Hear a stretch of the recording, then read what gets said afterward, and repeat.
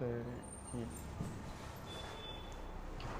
हिंद बच्चों, आज हम लोग फिर एक नया डेरिवेशन सीखेंगे और ये जो डेरिवेशन है वो हमारे एग्ज़ाम में जैक बोर्ड में 3 मार्क्स में पूछा जाता है और ये आया हुआ है।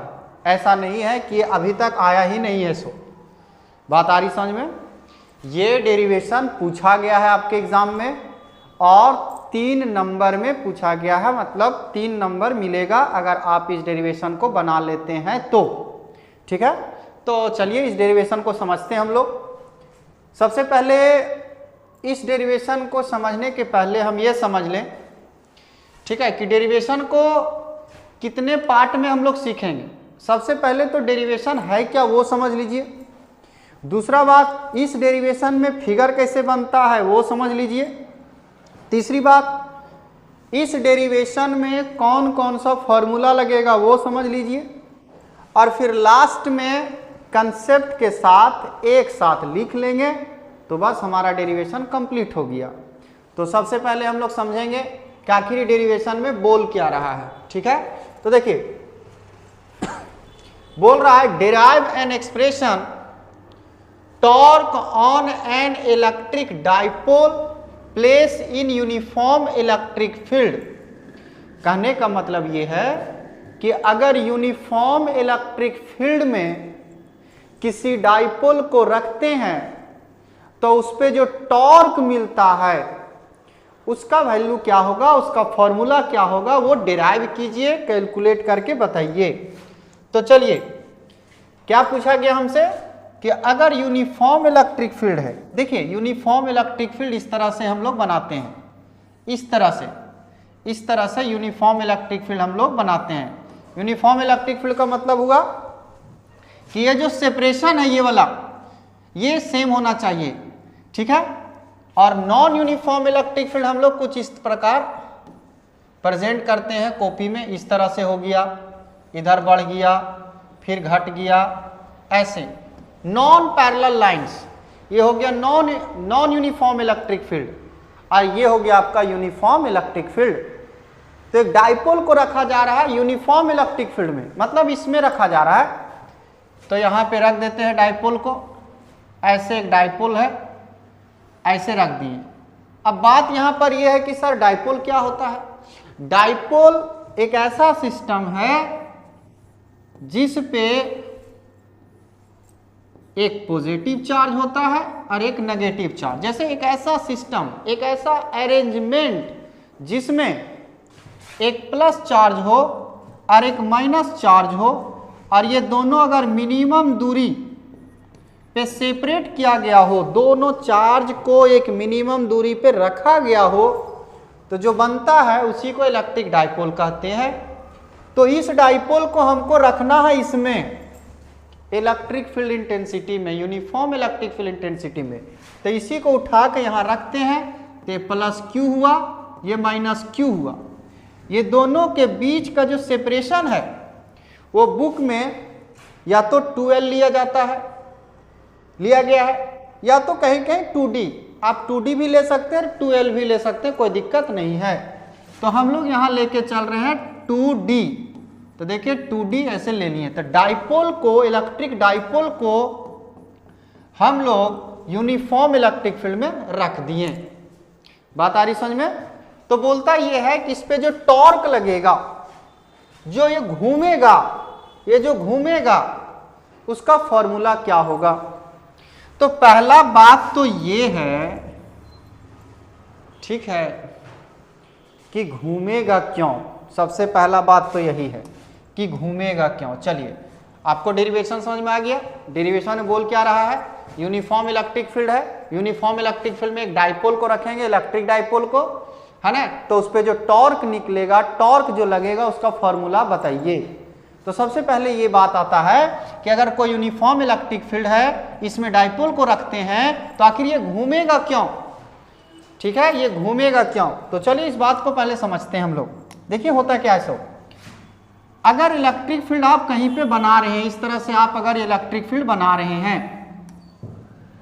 तो इसका मतलब ये होता है, इसका मतलब ये होता है इलेक्ट्रिक फील्ड का डायरेक्शन अगर इस तरह से दिखाया गया है बुक में या कॉपी में या नोट्स में, तो समझ जाइए कि इस साइड कहीं ना कहीं पॉजिटिव चार्ज है और इस साइड कहीं ना कहीं नेगेटिव चार्ज है, क्योंकि इलेक्ट्रिक फील्ड लाइंस का जो डायरेक्शन होता है वो ऑलवेज, याद रखिएगा, ऑलवेज प्लस से माइनस के तरफ।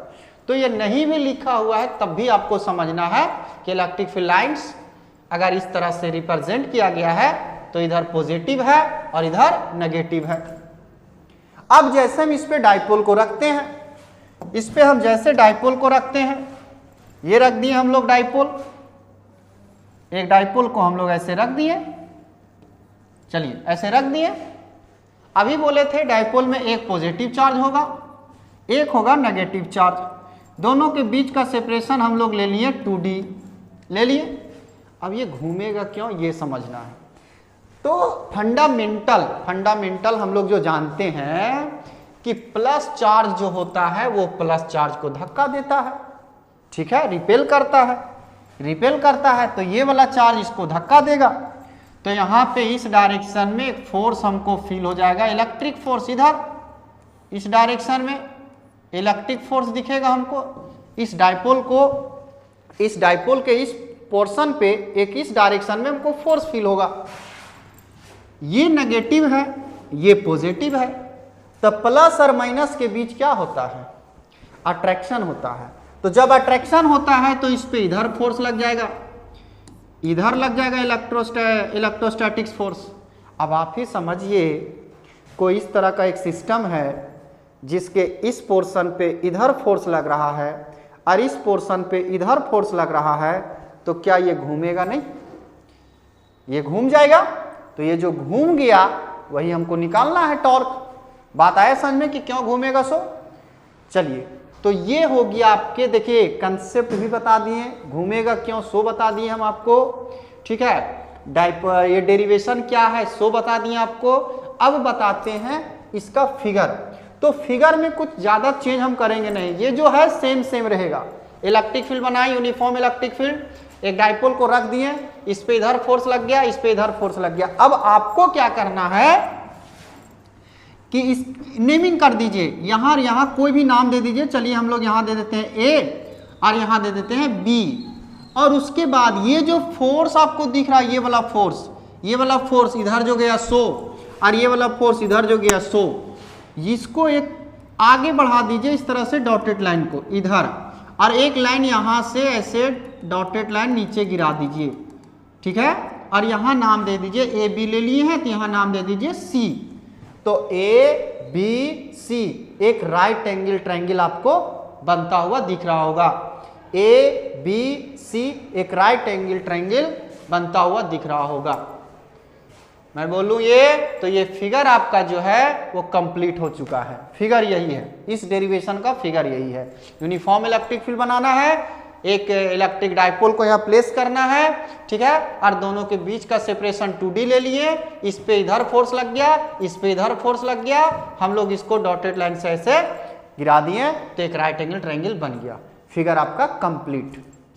अब चलते हैं इस डेरिवेशन में फॉर्मूला कौन कौन लगेगा, फॉर्मूला को समझिएगा, फिगर हम आपको समझा दिए, यही फिगर है। आप इस फिगर को प्रैक्टिस कर लीजिए, वीडियो को रोक के एक बार खुद रफ कीजिए पहले कि ऐसे इलेक्ट्रिक फील्ड, ऐसे डाइपोल, जो कुछ है 2-3 बार आप खुद से प्रैक्टिस कीजिए, उसके बाद वीडियो आगे बढ़ाते हैं हम लोग, ठीक है। अब आगे देखिए, इसके बाद अगर आपको डेरिवेशन समझ में आ गया, अगर आपको फिगर समझ में आ गया, तो अब बारी है फॉर्मूला समझने का कि इस डेरिवेशन में कौन कौन फॉर्मूला लगेगा। तो 1 बाय 1 हम आपको समझाते हैं। पहला फॉर्मूला जो यहां लगने वाला है वो ये है कि कहीं पे भी अगर इलेक्ट्रिक फील्ड लाइंस आपको मिल रहा है, इस तरह से कहीं पर इलेक्ट्रिक फील्ड लाइंस मिल रहा है, यूनिफॉर्म इलेक्ट्रिक फील्ड लाइंस इस तरह से मिल रहा है, और इसमें अगर प्लस क्यू चार्ज रख दिए हैं आप, तो इस पे पता है हमको फोर्स लगेगा, इस पे फोर्स लगेगा Fe। ये जो फोर्स लगेगा, इस फोर्स का वैल्यू जो निकाला जाता है वो होता है Q इंटू ई, इसका फॉर्मूला होता है Q इंटू ई। Q कौन सा लेना है, जो चार्ज यहां रखेंगे आप, 1 कूलाम रखिएगा 1 कूलाम लीजिएगा, 10 कूलाम रखिएगा तो 10 कूलाम लीजिएगा, जो चार्ज यहां रखा गया है वो चार्ज लेना है, और जिस इलेक्ट्रिक फील्ड में रखा गया है उस इलेक्ट्रिक फील्ड का मैग्नीट्यूड लेना है। दोनों को गुना कर दीजिएगा तो इस पे जो फोर्स लगेगा वो आपको पता चल जाएगा, इस पे जो फोर्स लगेगा वो आपको पता चल जाएगा। बात आ रही समझ में? तो एक ये फॉर्मूला लगेगा, पहला फॉर्मूला। दूसरा फॉर्मूला बहुत छोटा सा है, जो आप लोग चेंगा में पढ़े हैं, बड़ा भी नहीं बोल सकते हैं, चेंगा में, कि अगर ये कोई राइट एंगल ट्रायंगल है, इस तरह से अगर कोई एक राइट एंगल ट्रायंगल है, ये अगर थीटा है तो सबको पता, ये राइट एंगल ट्रायंगल, ये 90 डिग्री हुआ, ये थीटा हुआ, तो सबको पता है ये हो गया परपेंडिकुलर, ये हो गया बेस, और ये हो गया हाइपोटेनस। तो बताइए अगर हम साइन थीटा लिखना चाहें तो साइन थीटा इक्वल टू क्या होगा, परपेंडिकुलर बाय हाइपोटेनस। ये फॉर्मूला लगेगा जो कि आप चेंगा में पढ़े हैं, 10th में पढ़े हैं, नहीं, sine theta equal to perpendicular by hypotenuse, एक ये फॉर्मूला लगेगा।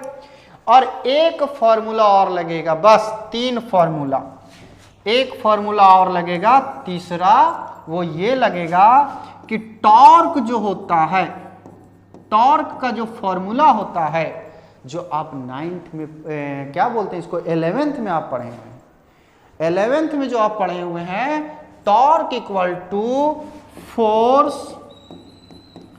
Into perpendicular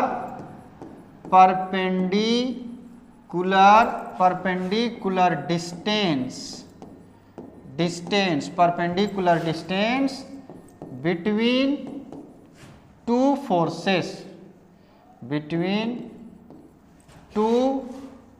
forces. ये यहीं तक समझते हैं, हम आपको फिगर में समझा देंगे तो क्लियर हो जाएगा। Torque equal to force into perpendicular distance. तो फोर्स तो समझ में आ गया कि फोर्स एक उसमें लग रहा था, 2 फोर्स लग रहा था तो वो फोर्स ले लेंगे।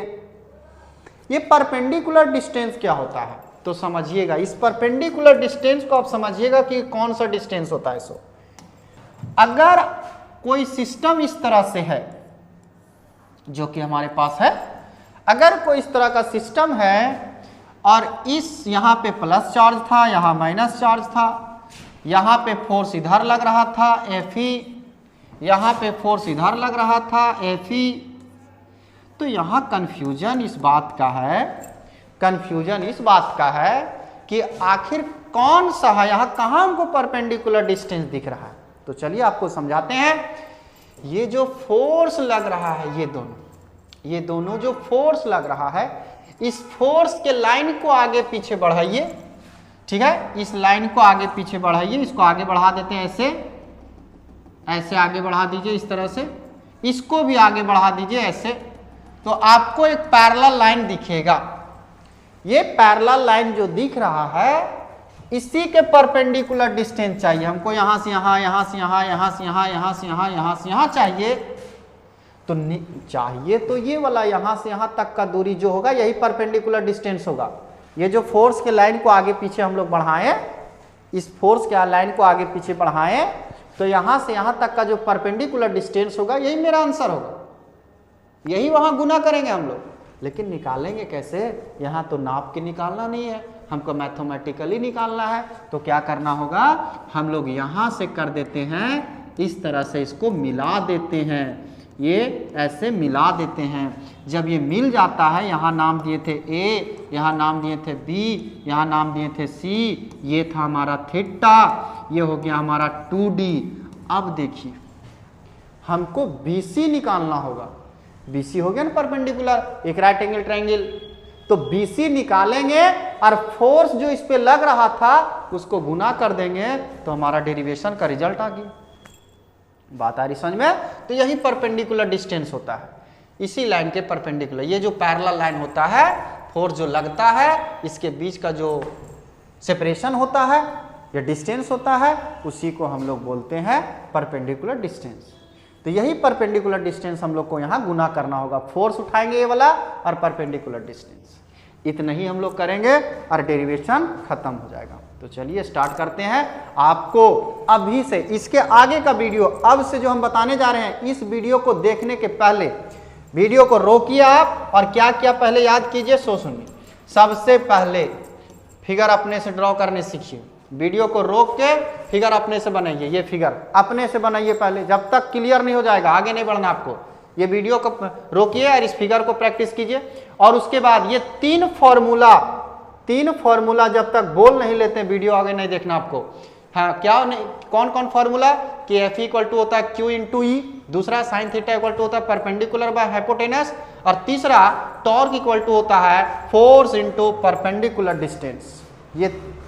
ये तीन फॉर्मूला और फिगर अगर आपका कंप्लीट है तो डेरिवेशन आपका कंप्लीट हो जाएगा, गारंटी देते हैं ये डेरिवेशन आपका कंप्लीट हो जाएगा। इतना करके आप आगे वीडियो देखिएगा, ठीक है। लेट होगा कोई दिक्कत नहीं, अभी कभी आप सीख जाइएगा। तो चलिए बढ़ते हैं हम लोग वीडियो की तरफ, डेरिवेशन कंप्लीट करते हैं अब, ठीक है। चलिए क्या लिखा हुआ है, derive an expression torque on an electric dipole place in uniform electric field. Uniform electric field में रख दिए हम लोग, वही हम समझाए थे आपको। उसके बाद कुछ यहाँ कंसीडर किया जाता है। कंसीडर में क्या है, consider an electric dipole of dipole moment P. एक कंसीडर हम लोग किए इलेक्ट्रिक डाइपोल जिसका डाइपोल मोमेंट कितना है, पी है, is placed in uniform electric field, जो रखा गया है एक यूनिफॉर्म इलेक्ट्रिक फील्ड में, and the angle between P and E is theta. Electric field और डाइपोल मोमेंट के बीच का जो कोण है, जो यहाँ कोण बन रहा है वो है थीटा, ठीक है। तो चलिए स्टार्ट करते हैं। हम लोग को क्या करना है, हम लोग को निकालना है टॉर्क। टॉर्क कैसे निकलेगा, फोर्स परपेंडिकुलर डिस्टेंस। तो क्या करते हैं हम लोग, परपेंडिकुलर डिस्टेंस निकाल लेते हैं, फोर्स निकाल लेते हैं और टॉर्क का फॉर्मूला लगा देते हैं, बस बात खत्म। तो चलिए सबसे पहले परपेंडिकुलर डिस्टेंस निकालते हैं। फिगर तो हम समझा चुके हैं पहले ही। परपेंडिकुलर डिस्टेंस कैसे निकालेंगे, चलेंगे इन ट्रायंगल ए बी सी में, तो यहां लिखेंगे in triangle A B C, in right angle triangle A B C. बोलिए, यहां लिखेंगे साइन, यहां लिखेंगे हम लोग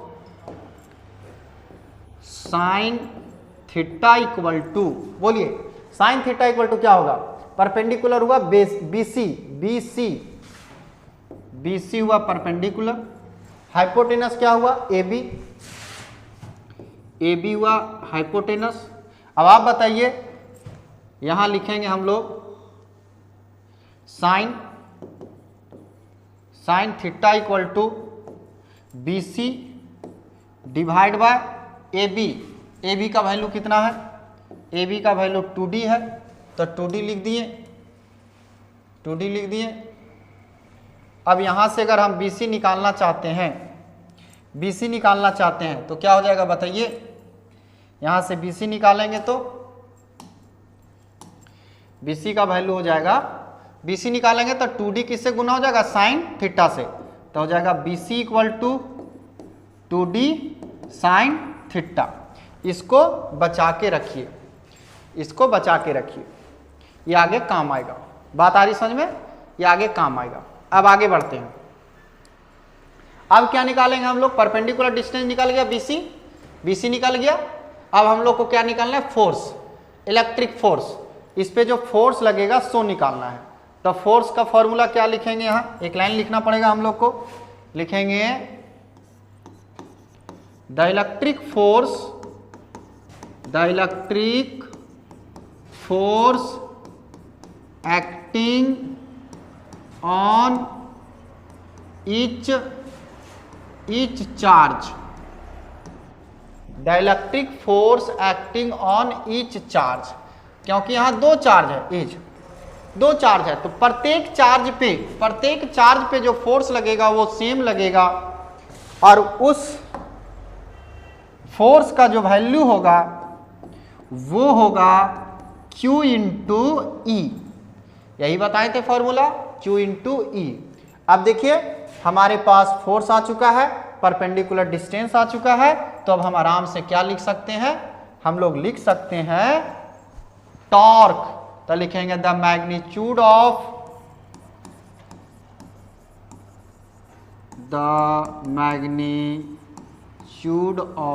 torque, the magnitude of torque is, तो टॉर्क इक्वल टू हो जाएगा यहां, टॉर्क इक्वल टू हो जाएगा फोर्स गुना परपेंडिकुलर डिस्टेंस।